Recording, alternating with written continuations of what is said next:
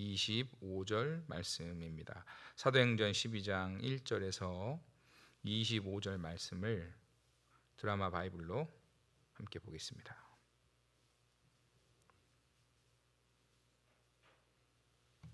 제12장. 그때 헤롯 왕이 손을 들어 교회 중에서 몇 사람을 해하려 하여 요한의 형제 야고보를 칼로 죽이니 유대인들이 이 일을 기뻐하는 것을 보고 베드로도 잡으려 할세. 때는 무교절 기간이라. 잡음에 옥에 가두어 군인 내식인 네페에게 맡겨지키고 유월절 후에 백성 앞에 끌어내고자 하더라. 이에 베드로는 옥에 갇혔고 그는 그를 위하여 간절히 하나님께 기도하더라. 헤롯이 잡아내려고 하는 그 전날 밤에 베드로가 두 군인 틈에서 두 쇠사슬에 매어 누워 자는데 파수꾼들이 문 밖에서 옥을 지키더니 호련히 주의 사자가 나타나매 옥중에 광채가 빛나며 또 베드로의 옆구리를 쳐 깨워 이르되 급히 일어나라. 하니 쇠사슬이 그 손에서 벗어지더라. 띠를 띠고 신을 신으라. 베드로가 그대로 하니 겉옷을 입고 따라오라. 베드로가 나와서 따라갈새 천사가 하는 것이 생시인 줄 알지 못하고 환상을 보는가 하니라. 이에 첫째와 둘째 파수를 지나 시내로 통한 쇠문에 이르니 문이 저절로 열리는지라. 나와서 한 거리를 지나매 천사가 곧 떠나더라. 이에 베드로가 정신이 들어 이르되 내가 이제야 참으로 주께서 그의 천사를 보내어 나를 헤롯의 손과 유대 백성의 모든 기대에서 벗어나게 하신 줄 알겠노라. 깨닫고 마가라 하는 요한의 어머니 마리아의 집에 가니 여러 사람이 거기에 모여 기도하고 있더라. 베드로가 대문을 두드린데 로데라 하는 여자아이가 영접하려 나왔다가 베드로의 음성인 줄 알고 기뻐하여 문을 미처 열지 못하고 달려들어가 말하되 베드로가 대문 밖에 섰더라. 내가 미쳤다. 하나 여자아이는 힘써 말하되 참말이라. 그러면 그의 천사라. 베드로가 문 두드리기를 그치지 아니하니 그들이 문을 열어 베드로를 보고 놀라는지라. 베드로가 그들에게 손짓하여 조용하게 하고 주께서 자기를 이끌어 옥에서 나오게 하던 일을 말하고 야고보와 형제들에게 이 말을 전하라. 하고 떠나 다른 곳으로 가니라. 날이 새매 군인들은 베드로가 어떻게 되었는지 알지 못하여 적지 않게 소동하니 헤롯이 그를 찾아도 보지 못하매 파수꾼들을 신문하고 죽이라 명하니라. 헤롯이 유대를 떠나 가이사라로 내려가서 머무니라. 헤롯이 두루와 시돈 사람들을 대단히 노여워하니 그들의 지방이 왕국에서 나는 양식을 먹는 까닭에 한 마음으로 그에게 나아와 왕의 침소 맡은 시나 블라수도를 설득하여 화목하기를 청한지라. 헤롯이 나를 택하여 왕복을 입고 단상에 앉아 백성에게 연설하니 백성들이 크게 부르되 이것은 신의 소리요 사람의 소리가 아니라. 헤롯이 영광을 하나님께로 돌리지 아니하므로 주의 사자가 곧 치니 벌레에게 먹혀 죽으니라. 하나님의 말씀은 흥왕하여 더하더라. 바나바와 사울이 부조하는 일을 마치고 마가라 하는 요한을 데리고 예루살렘에서 돌아오니라. 아멘. 오늘 본문은 밖에 속에서도 하나님의 말씀이 흥왕해서 큰 위로와 소망을 주는 내용입니다. 1절에 보니까 헤롯 왕이 나오죠. 그런데 여러분, 성경에 헤롯이 동명이인이 6명이나 등장해요. 신약에. 그러다 보니까 헤롯 하면 그냥 한 사람에 대한 이야기가 아니기 때문에 헤롯 왕가의 가계도를 우리가 좀 보면서, 그래서 오늘 새벽은 조금 길 것 같아요. 그렇지만 살피면 여러분께서 더 이해가 되실 것 같습니다. 크기가 잘 보이시는지 모르겠는데 이 가계도를 보시면 헤롯 대왕이 있죠. 헤롯 대왕이 있고 그 위에 아버지 헤롯 안티파테르 2세가 있습니다. 헤롯 안티파테르 2세는 에서의 후손인 이두메 사람인데 정치적으로 수완이 굉장히 좋았다고 해요. 당시에 유대의 마지막 왕가인 하스몬 왕조가 정치적으로 혼란한 틈을 탑니다. 로마의 다스림을 받고 있지만 유대의 왕조가 자기들끼리 막 왕권을 다툼을 막 가지고 있는 거예요. 자, 이런 틈을 타서 이 헤롯 안티파테르 2세가 로마 황제에게 가서 신임을 얻고 유대의 행정장관의 직책을 받습니다. 이 안티파테르의 자녀가 5명인데 헤롯 대왕이 차남이었어요. 헤롯 대왕은 아버지 안티파테르의 권세 덕분에 25살의 젊은 나이에 갈릴리 총독이 됩니다. 그래서 예수님이 오시기 전 40년, 주전 40년에 하스몬 왕조가 내전 중일 때 이 헤롯 대왕이 로마 황제, 누가복음 2장에 나온 아구스도, 천하를 호령하여 호적하라 명령했던 그 아구스도에 의해서 유대의 왕으로 임명이 됩니다. 누가요? 헤롯 대왕이. 자, 그런데 이제 임명이 되자마자 헤롯 대왕이 한 일이 무엇이냐면 유대인의 환심을 살려고 오랫동안 방치되어 있던 예루살렘 성전을 재건하기 시작해요. 그러니까 유대인들이 좋아하겠죠. 그러면서도 자기는 이두메 사람의 이방 출신이지만 유대인의 정체성을 가지고 싶었어요. 그래서 유대 왕조의 하스몬 왕가의 공주 미리암과 정략 결혼을 합니다. 문제는 결혼을 했는데 헤롯 대왕의 잔혹함이었어요. 마태복음 2장의 헤롯 대왕이 동방박사로부터 메시아의 탄생 소식을 듣게 되는데 그때 베들레헴에 있는 2살 이하의 유아들을 무조건 살해해라 라고 하는 명령을 하게 되죠. 자, 그렇게 헤롯 대왕은 유대 땅을 33년을 다스리다가 예수님이 탄생하시던 해에 죽음을 맞이합니다. 그리고 오늘 본문에 나오는 인물이 바로 이 헤롯 대왕의 손자인 헤롯 아그리빠 1세예요. 이 아그리빠 1세는 할아버지였던 헤롯 대왕에 의해서 자기 아버지가 죽는 경험을 하게 됩니다. 우리가 잘 알고 있는 이 조선시대 때의 정조 왕이 자기 할아버지 영조에 의해서 아버지 사도세자가 뒤주에 갇혀 죽은 사건이 있잖아요. 그러니까 그런 거 똑같은 일이죠. 어쨌든 헤롯 대왕이 가족 싸움들 안에 자기 왕권이 위협을 받으니까 이 음모 속에서 자기 아들을 아버지가 살해해요. 그러니까 남겨진 사람이 며느리와 손자인 아그리빠 1세인데 자기 아들을 죽여놓고 보니까 며느리와 아들이 손자가 너무 불쌍하니까 로마로 유학을 보냅니다. 그래서 아그리빠 1세는 유다 정통의 정략 결혼에 의해서 태어난 하스몬 왕가의, 그러니까 유다 자손의 피와 헤롯 가문의 피가 동시에 물려받은 사람이었고 로마에서 자라면서 영향력 있는 이들과 우정을 쌓으면서 성장을 하게 돼요. 자, 그러는 사이에 할아버지 헤롯 대왕이 죽음을 맞이하게 됩니다. 헤롯 대왕이 죽을 때에 유언을 해요. 3명의 아들들이 있었는데 그 3명의 아들들에게 자기가 다스리던 유대 지역을 나눠서 다스리라 이렇게 하면서 분봉왕이라고 하는 마치 영주의 개념이 생기는 거죠. 한 사람이 다스리다가 죽어서 3명의 아들이 나눠 다스리고 있어요. 자, 그런 사이에 로마에서 자라고 있던 아그리빠 1세는 어떤 일이 있었냐면 아주 절친인 가이우스라고 하는 사람이 황제가 돼요. 그러니까 자기도 어떻게 되겠습니까? 같이 권세를 얻는 거죠.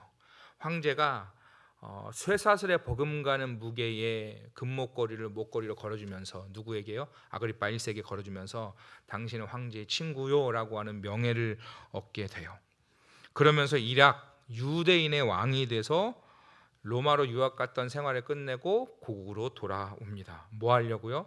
유대를 다스리려고, 할아버지 때처럼 다스리려고. 자, 그런데 그 당시에 무슨 일이 있었습니까?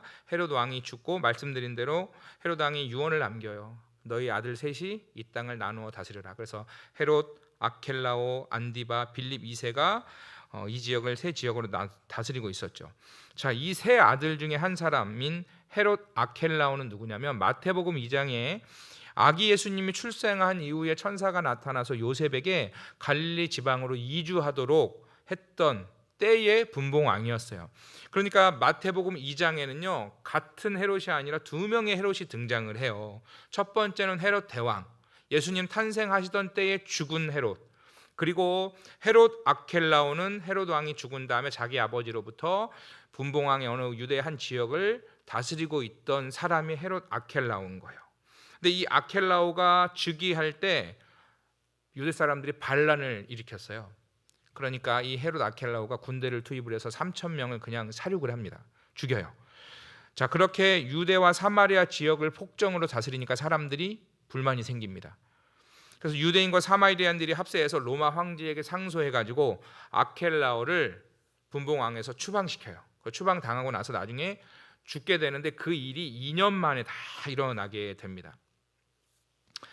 분봉왕이 있었는데 분봉왕이 사라지니까 이제 로마가 어떻게 해야 될까요? 총독을 파견을 하는데 그 총독이 파견되고 나서 예수님이 돌아가실 때 그 지역의 5대 총독이 본디오 빌라도였어요. 본디오 빌라도. 그리고 헤롯 빌립 2세, 이제 또 다른 지역을 다스리던 헤롯 빌립 2세는 베단이나 이두메라든가 또 여러 다른 지역의 분봉왕으로서 로마 황제 아구스도가 헤롯 대왕에게 하사했던 도시를 새롭게 정비를 하면서 그 이름을 가이사랴로 바꿔요. 가이사랴가 무슨 뜻이냐면 로마의 황제인 시저 가이사라는 뜻이에요. 그러니까 그 도시에 황제 이름을 붙인다는 건 무슨 뜻입니까? 이 도시가 황제의 도시라고 하는 뜻인데 나중에 이게 헤롯 빌립이 가이사의 이름과 자기 빌립의 이름을 붙여서 가이사랴 빌립보라고 하는 도시를 만들어요. 그렇게 이름이 불려지게 되죠. 자, 그런데 헤롯 빌립 2세는 헤롯 대왕의 아들들 중에 가장 평온하게 땅을 다스려서 37년 동안 평온하게 땅을 다스려서 사람들에게 존경을 받은 인물이라고 해요. 자, 그리고 이제 마지막 한 사람, 지금 헤롯 아켈라오 이야기했고 헤롯 빌립 이야기했고 마지막 헤롯 안디바, 이 세 사람은 헤롯 대왕의 아들들입니다. 헤롯 대왕이 죽은 후에 세 지역을 유대의 지역을 세 부분으로 나눈 사람들이에요. 이제 마지막 헤롯 안디바는 우리가 가장 잘 아는 사건, 그의 아내가 헤로디아인데 사정이 복잡합니다. 본래는 이 헤로디아는 헤롯 빌립 1세가 헤롯 빌립 2세와 1세는 다른 사람이에요. 그러니까 보통 1세, 2세는 아버지, 아들을 개념하지만 요 1세와 2세는 이복 형제, 배다른 형제예요. 자, 이 빌립 1세가 자기의 또 다른 배다른 형제의 아리스토블로스라고 하는 사람의 딸 헤로디아와 결혼을 한 거죠. 조카와 결혼을 했어요. 그런데 이 헤롯 빌립 1세가 헤롯 안디바에게 아내를 뺏겨요. 생전에 살아있을 때 뺏깁니다.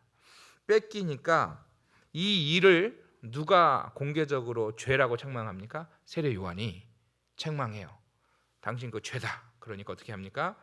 헤롯 안디바와 헤로디아가 이 세례 요한을 옥에 가두고 기회를 틈타서 기회를 얻어서 나중에 어떻게 합니까? 목을 참수하면서 세례 요한이 죽게 되는 거죠. 자, 또 안디바는 어떤 사람이었냐면 대제사장과 장로들에게 고발을 당해서 예수님이 끌려오실 때 신문을 하던 인물이에요. 자, 그래서 헤롯 아켈라오, 헤롯 빌립 2세까지 이렇게 유다를 다스리던 분봉 왕들이 다 추방당하고 죽게 되자 이제 헤롯 안디바가 혼자 남았기 때문에 형제들이 죽었으니까 무슨 욕심이 듭니까? 자기가 남은 유대 땅을 다 다스리고 싶어 했어요. 그런 상황 속에서 로마에서 유학을 하다가 황제의 친구라고 하는 명예를 얻은 헤롯 대왕의 손자 헤롯 아그리빠 1세, 헤롯 안디바에게는 조카잖아요.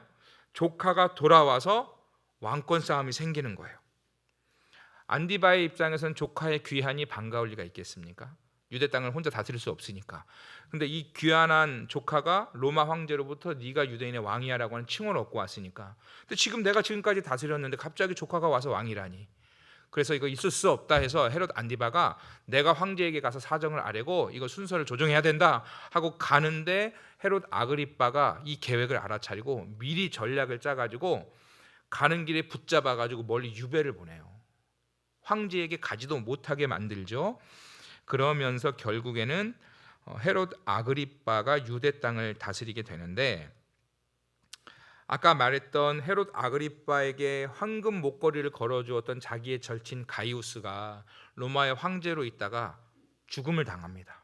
그러면 헤롯 아그리빠가 어떻게 될까요? 근데 이 사람은 참 대단한 사람인 것 같아요. 또 다른 왕을 자기 절친을 용기를 줘서 로마의 황제로 또 세웁니다. 그러니까 헤롯 아그리빠 1세는 아직 기세가 등등한 거예요. 계속해서 그렇게 힘을 얻고 있었어요. 자, 그래서 그 다음에 세워지는 황제가 로마의 글라디우스라고 하는 황제인데 헤롯 아켈라오가 죽고 로마 총독에 의해서 다스리던 이 유대와 사마리아와 이두메 땅까지 모두 다 아그리빠 1세에게 전부 다 줘요. 헤롯 아켈라오, 헤롯 안디바, 헤롯 빌립 2세가 각각 다스리던 땅을 전부 다 줘요. 마치 어떤 때처럼요, 헤롯 대왕이 하나로 다스리던 그 할아버지의 권세의 영광을 헤롯 아그리파 1세의 손자가 재현하게 되는 것입니다. 자, 이런 상황 속에서 오늘 본문 1절이 시작이 돼요. 이런 상황 속에서 헤롯 왕, 그러니까 여기서 헤롯 왕은 누굽니까? 헤롯 아그리파 1세인 거예요. 헤롯 대왕의 손자가 교회를 핍박을 합니다. 유대 땅을 잘 다스리고 진정한 왕이 되려면 유대인들이 싫어하는 예수님을 믿고 따르던 자를 모두 다 제거하면 되는 일이었거든요. 그래서 2절에 보니까 누구를 칼로 죽였다고 나옵니까? 야고보를 죽인 거죠. 왜 야고보를 죽였을까요? 그것은 당시 예루살렘 초대교회의 수장, 오늘날로 말하면 총회장과 같은 사람이었기 때문에 가장 먼저 처단을 한 것으로 추측이 돼요. 그리고 3절에 12제자 중에 수제자이면서 정신적인 리더였기 때문이었을까요? 다음 타겟으로 누구를 맞춥니까?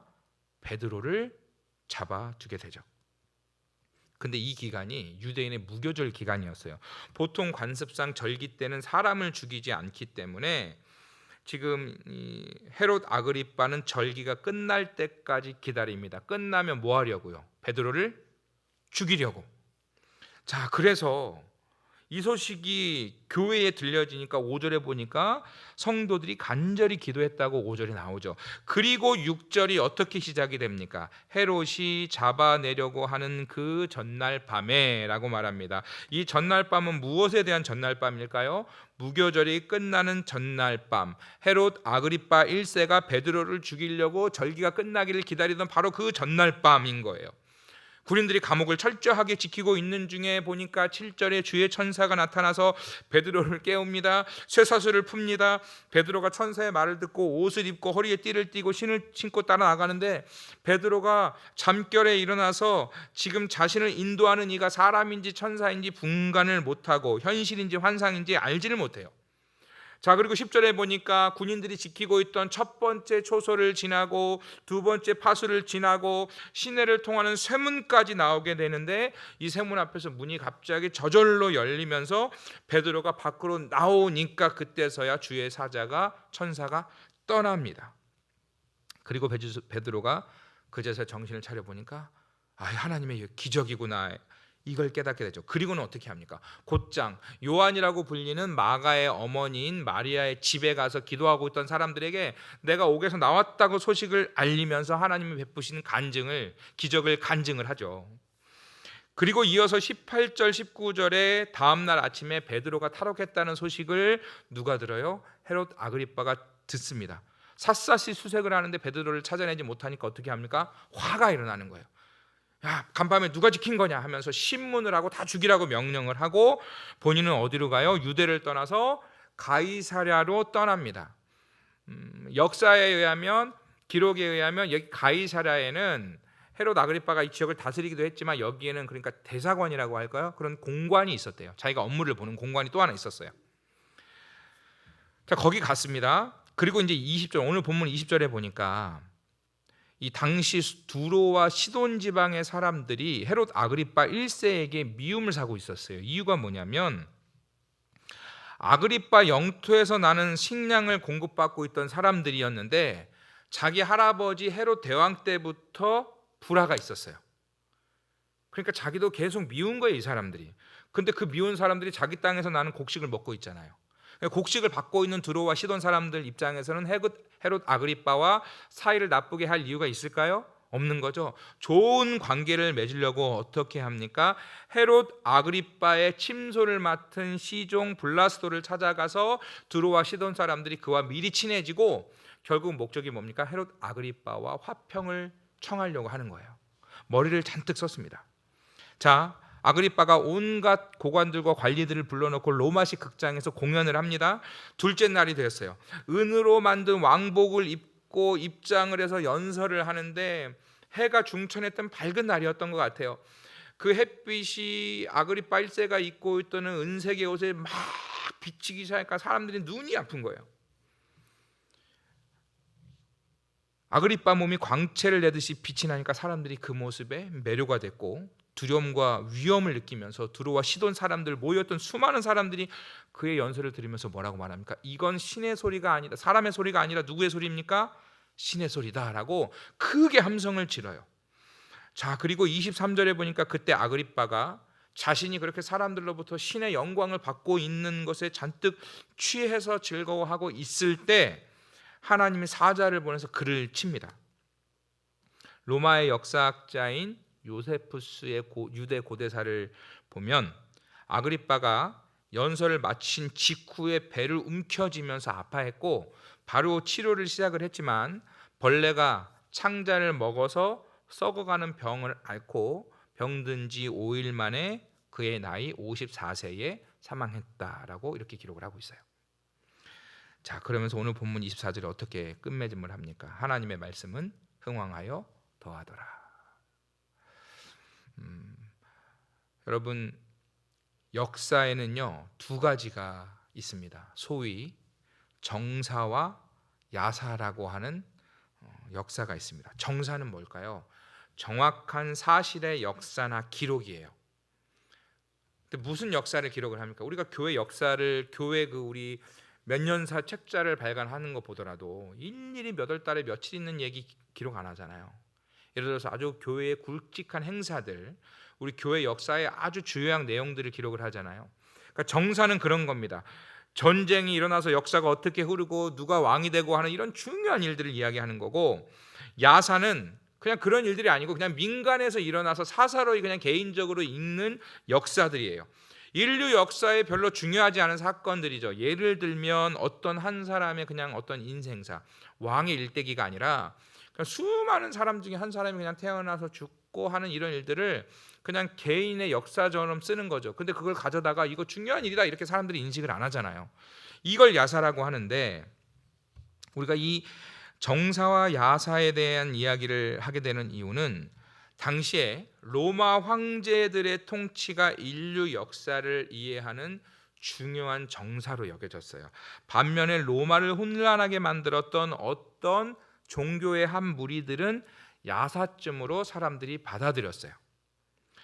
그러나 사도행전을 기록한 누가는 분명히 말하는 게 뭐냐면, 로마의 황제나 분봉 왕들과 같이 세상의 권세 잡은 자들은 아무리 대단해 보여도 하나님 나라의 정사가 될 수 없는 사람들, 그러나 오직 연약해 보이지만 성도들과 주의 교회가 걸어가는 이 믿음의 역사는 사람들이 인정하지 않고 아무리 몰라줘도 그것은 진정 하나님 나라의 역사를 이루는 참된 정사가 된다라고 누가는 그것을 기록하고 있는 것입니다.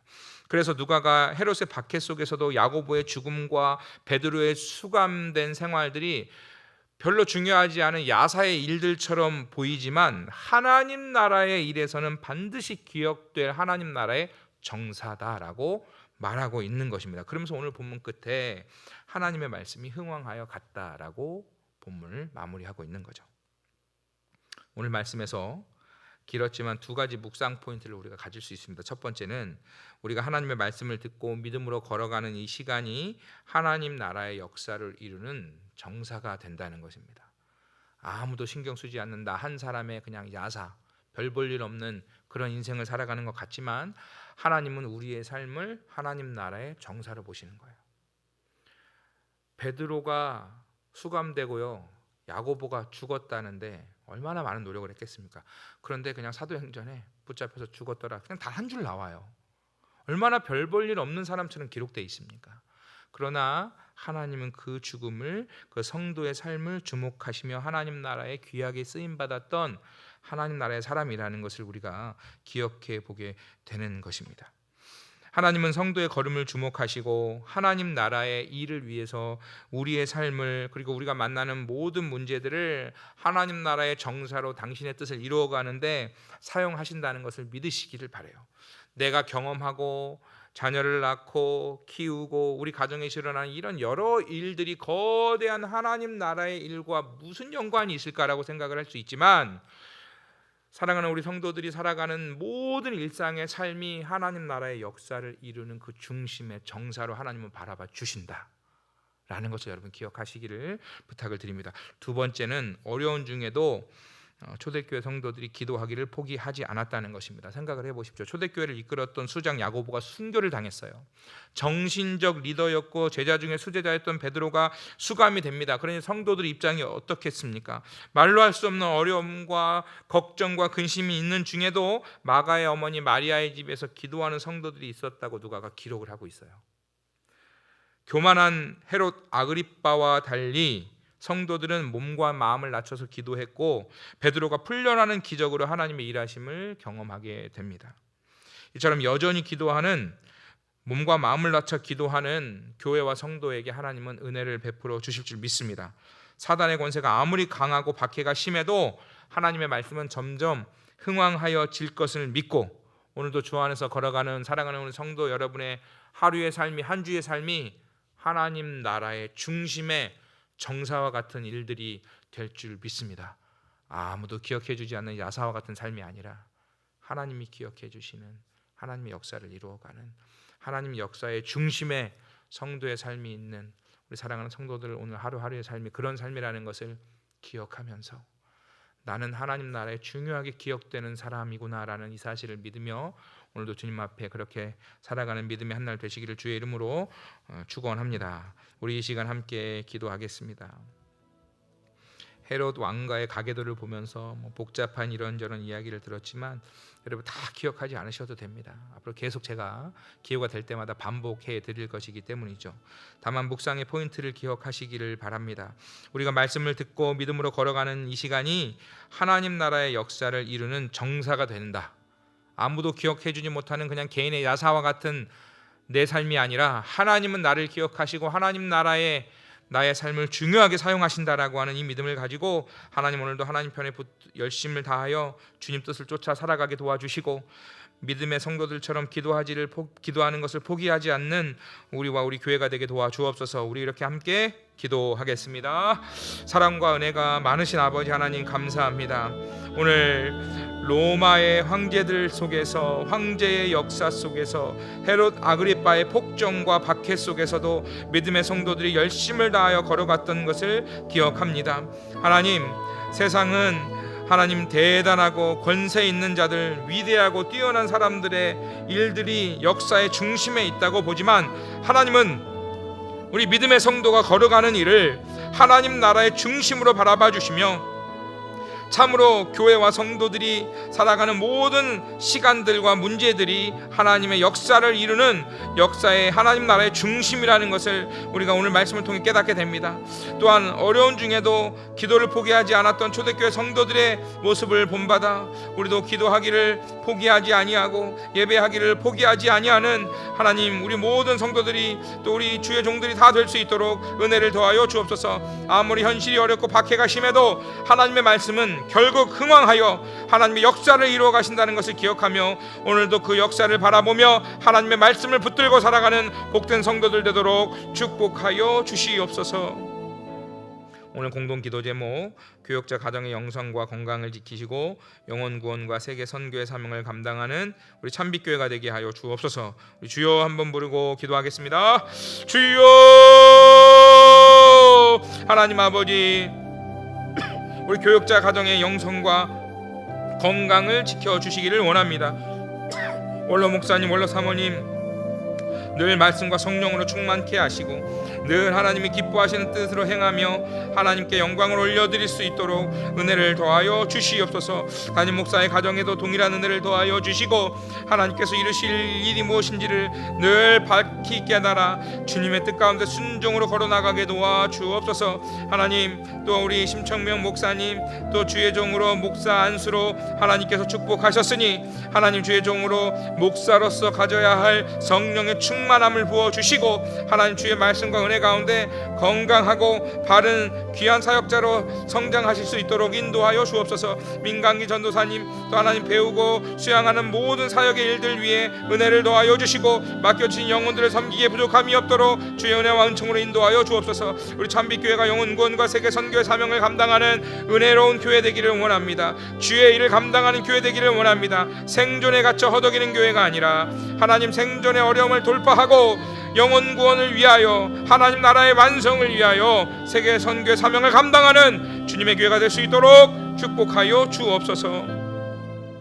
하나님 아버지 감사합니다. 오늘 한 주를 주님 앞에 시작하며 주의 말씀 속에 우리의 삶이 하나님 나라의 중심이 되는 정사가 된다는 것을 기억하며 오늘도 용기를 가지고 담대하게 살아가는 복된 성도들 될 수 있도록 우리에게 은혜를 더하여 주시옵소서. 어려운 중에도 주의 말씀을 붙들고 기도하는 모든 성도들 위해 하나님 베드로에게 주셨던 놀라운 기적과 은총이 사랑하는 성도들마다 가정마다 하나님 일어날 수 있도록 인도하여 주시옵소서. 우리의 삶 속에 역사하시는 하나님을 보기를 원합니다. 우리 삶 속에 역사하시는 하나님을 만나기를 원합니다. 우리와 우리의 자녀들과 우리 가정의 일터 위에 하나님 그런 놀라운 은혜가 있을 수 있도록 축복하여 주시옵소서. 감사하며 예수님의 이름으로 기도하옵나이다. 아멘. 하늘에 계신 우리 아버지여, 이름이 거룩히 여김을 받으시오며 나라가 임하시오며 뜻이 하늘에서 이루어진 것 같이 땅에서도 이루어지이다.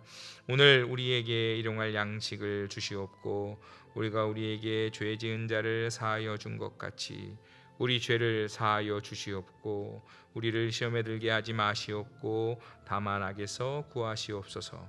나라와 권세와 영광이 아버지께 영원히 있사옵나이다. 아멘. 우리 주님 이름 부르고 자유로 기도하겠습니다. 주여, 주여, 주여. 오 아버지 하나님, 은혜와 하나님 충만함을 간구합니다. 주의 말씀 속에 우리의 마음에 하나님 세상을 이길 충만한 은혜를 더하여 주옵소서. 우리가 가지고 있는 문제를 바라보고 넘어갈 수 있는 하나님의 크신 위로와 소망으로 우리를 붙들어 주시고 인도하여 주시기를 원합니다. 오 아버지 하나님, 오늘 말씀 속에 헤롯 아그리빠의 박해 속에서도 하나님 비록 야고보는 순교하고 베드로는 수감되는 상황 속에서 초대교회 성도들은 하나님만을 바라보며 기도할 수밖에 없었지만 하나님 그렇게 기도하는 가운데 하나님의 놀라운 은혜와 역사가 일어난 것을 베드로를 통하여 보게 되었습니다. 오 아버지 하나님, 어려운 중에 있는 성도들 하나님, 마치 세상에 어려움을 당하고 있는 이들 하나님, 그런 우리 성도들이 있습니까? 그런 환경과 문제들이 있습니까? 하나님께서 동행하여 주시고 인도하여 주셔서 하나님 나라의 일을 바라보게 도와 주옵소서. 성도가 겪는 고난과 어려움들 하나님 고생들, 이것은 단순히 나에게만 있는 어려움, 내 가정에게만 주어진 아무도 주목하지 않는 역사에 별로 중요하지 않은 야사와 같은 일들이 아니라 하나님을 붙잡으며 걸어가는 성도들의 모든 삶은 하나님 나라의 정사요 하나님 나라의 역사의 중심을 이루어가는 하나님 그러한 삶이라는 것을 기억하게 도와 주옵소서. 오늘도 주의 말씀을 붙잡고 살아갈 모든 성도들 하나님 나라를 위하여 귀하게 쓰임받는 삶이 되도록 인도하여 주옵소서. 하나님, 기도하는 우리의 기도에 성령께서 은총을 더하여 주시고 하나님께 귀하게 쓰임받는 삶이라는 이 담대함과 용기를 가지고 오늘도 승리할 수 있도록 인도하여 주옵소서. 주의 말씀을 붙들고 살아가는 모든 성도들 성령의 충만함을 더하여 주시고 은혜를 더하여 주시고 역사하여 주옵소서. 초대교회 성도들과 같이 기도할 수밖에 없는 상황들, 엎드릴 수밖에 없는 상황들로 인하여 우리가 때로는 좌절하고 낙심하나 오히려 주님 앞에 감사와 찬송과 영광을 올려드립니다. 오 아버지 하나님, 헤롯 아그리빠와 같이 우리 자신에 취하여 주님의 영광을 가로막고 있지는 않은지 오 아버지 하나님, 그러나 우리는 하나님 초대교회 성도들과 같이 마음을 낮추며 몸을 낮추며 주님 앞에 참으로 겸손하게 기도하는 자들로 끝까지 승리할 수 있도록 인도하여 주시옵소서. 하나님 아버지, 자기 영광의 세상 것에 취하지 아니하고 성령의 충만한 가운데 살아갈 수 있도록 성령으로 인도하여 주옵소서. 참으로 우리의 마음과 생각이, 우리의 뜻이, 우리의 결정이, 우리의 입술이 하나님께 다스림 받기를 원합니다. 주의 진리로 우리를 다스려 주시고 인도하여 주옵소서. 주의 말씀을 점점 흥황하여 더하여 갔다라고 하는 그 말씀이 우리 사랑하는 성도들의 가정에 이루어 나가는 것을 보게 도와주옵소서. 주의 말씀이 흥황하여 가정에 이루어질 것을 축복합니다. 주의 말씀이 흥황하여 우리의 자녀들에게 이루어질 것을 축복합니다. 주의 말씀이 흥황하여 우리에게 이루어질 것을 축복합니다. 주의 말씀이 흥황하여 우리 교회의 역사 위에 이루어질 것을 믿고 감사와 찬송과 영광을 올려드립니다. 하나님의 말씀을 붙든 성도들, 하나님의 말씀에 흥왕함과 같이 하나님 우리 성도들의 삶도 흥왕하게 도와주시고 하나님의 영광을 드러내는 삶으로 하나님 조금도 부족함이 없도록 인도하여 주시고 역사하여 주시고 새 힘으로 이끌어 주시옵소서. 오 주의 말씀에 말씀을 부으소서. 말씀 속에 깊은 은혜를 더하여 주시고 아버지 하나님 오늘도 이 한 주도 말씀을 붙들고 살아가는 성도들 새 힘을 더하여 주옵소서. 우리 환우들에게도 말씀으로부터 오시는 하나님의 임재를 누리게 도와 주옵소서. 환우들의 예배 가운데 주님 역사하여 주시고 우리 환우들을 질고를 당하며 치료의 긴 과정에 있는 이 모든 일들이 하나님 나라의 역사의 중심에 쓰임받는 일이라는 것에 하나님 조금도 물러서지 아니하도록 위로하여 주시고 힘을 더하여 주옵소서. 어려운 중에도 병실에서 믿음으로 하나님 환우로 지금 수술과 시술을 받고 있으며 또 하나님 가려하고 있는 모든 성도들 찾아가 주시고 위로하여 주시고 하나님 역사하여 주시옵소서. 인도하여 주시옵소서. 오 감사합니다 주님.